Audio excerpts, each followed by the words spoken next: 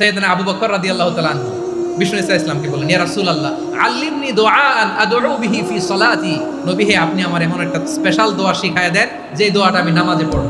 নবী বললেন, তাহলে তুমি পড়ো, আল্লাহুম্মা ইন্নী যালামতু নাফসি যুলমান কাসীরান ওয়া লা ইয়াগফিরুদ যুনুবা ইল্লা আনতা ফাগফিরলি মাগফিরাতান মিন ইনদিকা ওয়ারহামনি ইন্নাকা আনতাল গফুরুর রহিম। সুবহানাল্লাহ।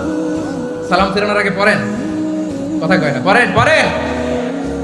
ও আবু বকর, নামাজে যদি দোয়া করতে মনে চায় এই দোয়াটা পড়বা, আল্লাহুম্মা ইন্নী যালামতু নাফসি, আল্লাহ জুলুম করেছি আমার নফসের উপর, যুলমান কাসীরা, অনেক জুলুম, ওয়া লা ইয়াগফিরুদ যুনুবা ইল্লা আনতা, আপনি ছাড়া এই জুনুব, এই পাপ ক্ষমা করার দ্বিতীয় কোনো রব নাই। আছে?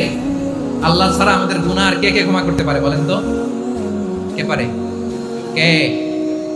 এজন্য আল্লাহরে বলবেন, আল্লাহ আমি ছাড়া তোমার গোলামের অভাব নাই, ও আমার রব, আমি ছাড়া এই জমিনের বুকে তোমার গোলামের অভাব নাই, কিন্তু তুমি ছাড়া তো আমার দ্বিতীয় কোনো রব নাই।